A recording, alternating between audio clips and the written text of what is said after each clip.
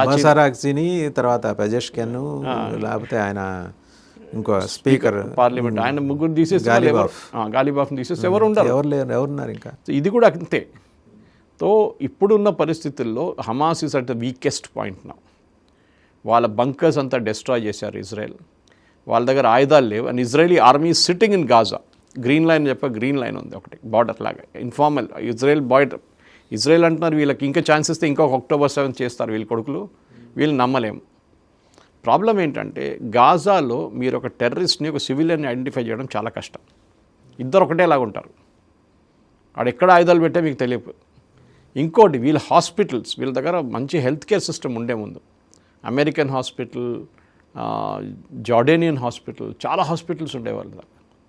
కానీ ఈ హాస్పిటల్స్ అన్నీ వీళ్ళు ఒక టెర్రరిస్ట్ సెంటర్గా మార్చుకున్నారు. ఏంది బేస్మెంట్లో టెర్రరిస్ట్ నెట్వర్క్ పెట్టుకున్నారు. సో దాంతో ఇజ్రాయెల్ మొత్తం హాస్పిటలే ఫ్లాటన్ అప్ చేసేసారు. సో వీళ్ళ దగ్గర ఇప్పుడు సివిల్ ఇన్ఫ్రాస్ట్రక్చర్ అనేది ఏం లేదు. వాళ్ళు చాలా పెథటిక్ స్టేట్లో ఉన్నారు వాళ్ళు. ఇజ్రాయెల్ ఎప్పుడు కావాలంటే రఫా క్రాసింగ్ క్లాస్ చేస్తే వీళ్ళకి ఏం రాదు ఈజిప్ట్ నుంచి. వీళ్ళకి రావాల్సినన్ని ఈజిప్ట్ వైపు నుంచి రావాలి ట్రక్స్ అన్నీ. యుఎన్ఆర్డబ్ల్యూఏ వాళ్ళు యునైటెడ్ నేషన్స్ రెఫ్యూజీస్ ఒకటి ఉంది. వాళ్ళు ఏం చేస్తున్నారంటే వాళ్ళ వర్కర్స్ అందరూ హమాస్ వాళ్ళు. వాళ్ళని చాలామంది ఇజ్రాయెల్ చంపారు. దాని పెద్ద కాంట్రవర్సీ అయింది. యుఎన్ అన్నారు అట్లా మీరు మా యునైటెడ్ నేషన్ ఎంప్లాయీస్ని చంపుతున్నారంటే Israel side they are all terrorist. నిన్న కూడా ఒక వీడియో ఉండే, వాళ్ళ అంబులెన్స్లో ఆయుధాలు తీసుకొస్తున్నారు. మరి ఇంకా వాళ్ళని ఎవరు నమ్ముతారండి? పైనుంచి శాటిలైట్ చూపించింది కొట్టేశారు ఇజ్రాయెల్. సో ఈ యునైటెడ్ నేషన్స్కి రోల్ ఉండదు. ఒక ఇంటర్నేషనల్ పీస్ కీపింగ్ ఫోర్స్ వస్తే దాంట్లో ప్రాబ్లం రెండు కంట్రీలతో ఇజ్రాయెల్ ప్రాబ్లం ఉంది. ఒకటి పాకిస్తాన్, ఒకటి టర్కీ. సో ఇజ్రాయెల్ దీనికన్నా ముందు కూడా పాకిస్తాన్ వచ్చినప్పుడు అన్నారు Pakistan will not participate in this. Turkey కూడా పార్టిసిపేట్ చేయకూడదు. వీళ్ళకి ఇద్దరికి మాతో పడదు. We will not allow them to be part of it. మీరు కావాలంటే వాళ్ళని ఉంచుకోండి, పోలీస్ ట్రాఫిక్ పోలీస్ అనో లేకుంటే ఏదైనా వాళ్ళు. సో ఇప్పుడు ఒక కొత్త పోలీస్ ఫోర్స్ రాబోతుంది లెబనాన్కి. జార్డన్ దీనికోసం ఇప్పుడు కాదు 2 సంవత్సరాల ముందు కూడా ఈ October 7 అటాక్ జరిగిన తర్వాత జార్డన్ అన్నారు మేము ట్రైన్ చేస్తాం పాలెస్టీనియన్ ఫోర్స్ని. కొంతమంది 500 మంది తీసుకొచ్చి జార్డన్లో 1, 2, 3 నెలలు ట్రైనింగ్ ఇస్తాం వాళ్ళకి. ఆయుధాలతో కానివ్వండి, ట్రాఫిక్ పోలీస్ మేనేజ్మెంట్ కానీ, క్రైమ్ మేనేజ్మెంట్ కానీ, ఇదంతా మేము ట్రైనింగ్ ఇచ్చి ఒక పోలీస్ ఫోర్స్ని గాజాకి పంపిస్తాం. కానీ ప్రాబ్లం ఏంటంటే హమాస్ ఏం చేస్తారు, రేపు ఒక హమాస్ని అరెస్ట్ చేశారనుకోండి ఈ పోలీస్ ఫోర్స్, వాళ్ళు తీసుకొని వాడి దగ్గర గన్ తీసుకొని ఫైర్ చేసేస్తాడు, అయిపోయి అంతే. So this is where the problem is gone come from. మీరు ట్రంప్ చెప్పినట్లు చాలా ఈజీ కాదు, అయిపోయింది నేను మాట్లాడేశాను అయిపోయింది వీళ్ళు సంతకం పెడతారు ఎల్లుండి అంటే సంతకం పెడతారు. దాని తర్వాత ఇంప్లిమెంటేషన్ ఏంటి? ప్రతి స్టెప్లో మీకు ప్రాబ్లం ఉంటుంది. మీ ఇరాన్ డీల్ చూస్తున్నారు మీరు, ఎన్నిసార్లు వీళ్ళు MOU చేశారు, అది చేశారు, ఇది చేశారు, మాట్లాడుతున్నాం, పీస్ టాక్స్ నడుస్తుంది, అయిపోయింది, సంతకం పెట్టేసాం, then again bombing, then again మళ్ళీ అంటాడు we again speaking Iran is very good nation అంటాడు మళ్ళీ ట్రంప్. ఈ ప్రాబ్లం ఏంటంటే ఇది 1 headed ప్రాబ్లం కదా, 2 headed ప్రాబ్లం. ఇప్పుడు ఒకటి సార్, ఇప్పుడు ఇదే కనుక చేసుకుంటే వెళ్తే హమాస్ని పూర్తిగా నిరాయుధులను చేయటం, నెక్స్ట్ హెజ్బుల్లాస్ని, హూతీస్ వీళ్ళకు వీక్ అయిపోయారు. ఈ ముగ్గురు ఇక్కడ కనుక పూర్తిగా డిజామ్ చేస్తే ఇరాన్ ఏకాకైపోతుందేమో. That is my next point actually. Iran చాలా వీక్ అయిపోతున్నారు. కానీ ఇరాన్ ప్రాక్సీస్ మీరు బతుకుతున్నారు. వీళ్ళ ముగ్గురు ఇరాన్ ప్రాక్సీసే కదా. సో వాళ్ళది ఏంటంటే వాళ్ళ ఇన్ఫ్లుయెన్స్ వాళ్ళు వెస్ట్ ఏషియాలో చూపించడానికి వాళ్ళు చేస్తున్న మెయిన్ స్ట్రాటజీ ఇది. ఇప్పుడు ఏమైందంటే మీరు ఒకసారి హమాస్ని కట్ ఆఫ్ చేస్తే హెజ్బుల్లా మీద ప్రెషర్ ఎక్కువవుతుంది. అప్పుడు US హెజ్బుల్లా వైపు తిరుగుతారు. అక్కడ లెబనీస్ గవర్నమెంట్ దగ్గర చెప్పారు మనం పీస్ డీల్ చేసుకున్నాం, మీరు డిసామ్ చేయాలండి. ఒకసారి లెబనీస్ గవర్నమెంట్ లేకుంటే లెబనీస్ ఆర్మీ వెళ్ళి డిసామ్ చేయడానికి ట్రై చేయండి హెజ్బుల్లాని, వాళ్ళు ఉండరు, లేపేస్తారు వాళ్ళు. So there US will have to take a decision. ఎందుకంటే Hezbollah is different from Hamas.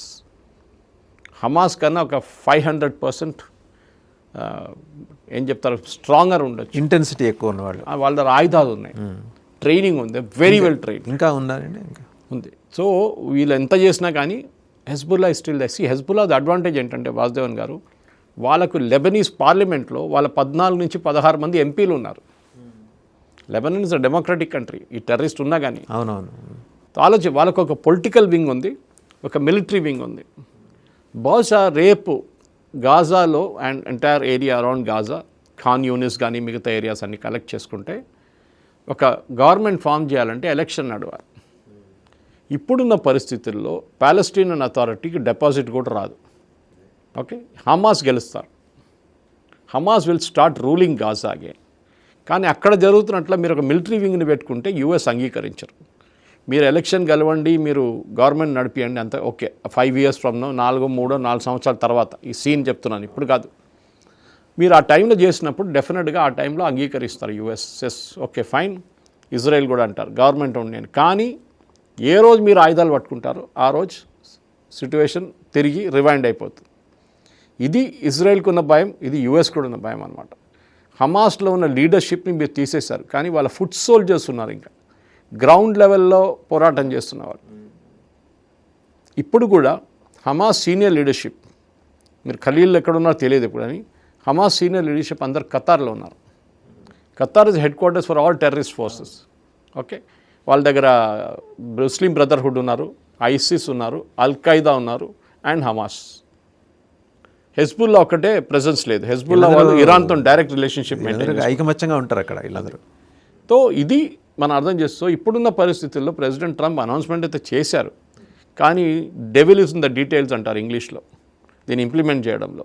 ఇప్పుడు మీరు డ్రాఫ్ట్ చేయాల్సి వస్తుంది, ఆ డ్రాఫ్ట్ని మీరు మళ్ళీ కన్వర్ట్ చేయాల్సి వస్తుంది, దాన్ని రెండు సైడ్లు అంగీకరించాల్సి వస్తుంది. మళ్ళీ వీళ్ళు యాక్చువల్ డిసార్మమెంట్ జరగాలి, డిసార్మ్ చేయాలంటే అప్పుడు పెద్ద షో అవుతుంది. వీళ్ళు ఆయుధాలు మొత్తం సరెండర్ చేస్తారా, లేకుంటే ఎక్కడైనా మన నెక్స్ట్ రేట్లు పెట్టుకున్నట్లు ఒక డంపు పెట్టుకొని ఎక్కడైనా అక్కడ ఉంచుకుంటారా, రేపు ఏమైనా చూద్దామని చెప్పేసి. ఇది ఇప్పుడున్న పరిస్థితి అనమాట. So let us see, president Trump ఇంకా డీటెయిల్ అవుట్ చేసి నెక్స్ట్ వీక్ దాకా 15 రోజులు వస్తుంది అంటున్నారు, చూద్దాం మనం. రైట్, థ్యాంక్ యూ సురేష్ గారు. సో చూసాం కదా, అంటే ఒక ప్రతిపాదన అయితే ట్రంప్ వైపు నుంచింది, ఏది హమాస్ని డిజామ్ చేయాలి. హమాస్ ఒక్కటేనా, రేపు పొద్దున హెజ్బుల్లాస్ని కూడా డిజామ్ చేయాలని చెప్పేసి ఇజ్రాయెల్ ఎప్పటి నుంచో పట్టుబడుతుంది. హుతీస్ ఎలాగో వీక్ అయ్యారు, వాళ్ళు బలహీనపడ్డారు. ఈ 3 H's ఉన్నాయి, 3 H's, హెజ్బుల్లా, హమాస్ అండ్ హుతీస్. వీళ్ళు కనుక కంప్లీట్గా డిజామ్ అయితే తీవ్రంగా నష్టపోయేది ఇరాన్. నష్టపోవడం కాదు, ఇరాన్ గల్ఫ్ దేశాల నుంచి ఒత్తిడి పెరుగుతుంది, దాడులు కూడా పెరుగుతాయి ఇరాన్ మీద, డౌట్ ఏం లేదు. ఇన్నాళ్ళు ఇరాన్ చేసిన దానికి ప్రతీకారం వీళ్ళు తీర్చుకునే ఒక సూచన కూడా కనిపిస్తుంది. ఇరాన్ ఏకాకైపోతే పశ్చిమాసియా సంక్షోభంలో ఒక కొత్త మలుపు మనకి కనిపిస్తుంది. ఇరాన్ ఏకాకి అవుతుందా, అసలు ట్రంప్ ప్రతిపాదనలు పట్టాలు ఎక్కుతాయా? ఆయన ఎందుకంటే ఒండిల్ని సొంత ఇంటినే చక్కదిద్దుకోలేకపోతున్నాడు. నవంబర్ దాకా ఆ టెన్షన్లో ఉంటాడు, ఎలాగూ ఎన్నికలు ఉంటాయి, ఉప ఎన్నికలు ఉంటాయి. మరి దాంట్లో ఆయన గనక ఓటమి పాలైతే ఇంపీచ్ చేసేదాకా పరిస్థితి ఉంది. ఇవన్నీ కేవలం ఇంతకుముందు అనౌన్స్ చేసిన గాజా కోసం అనౌన్స్ చేసిన Trump real estate development authority, ఆయన భాషలో బోర్డ్ ఆఫ్ పీస్, అదే మెటీరియలైజ్ కాలేదు. ఇవన్నీ అవుతాయా? చాలా ప్రశ్నలు ముప్పిరిగా ఉన్నాయి పశ్చిమాసియాని. సో ఎనీహౌ ఈ సంక్షోభం నుంచి ముందర అడ్రస్ చేయాలని ఆయన చేస్తున్న ప్రతిపాదనలో ఒక మంచి ఈ పాయింట్ అయితే కనిపిస్తుంది, ఈ టెర్రరిస్ట్ గ్రూపులను డిజామ్ చేయటం. అది జరిగితే మనం అందరం స్వాగతించాల్సిందే.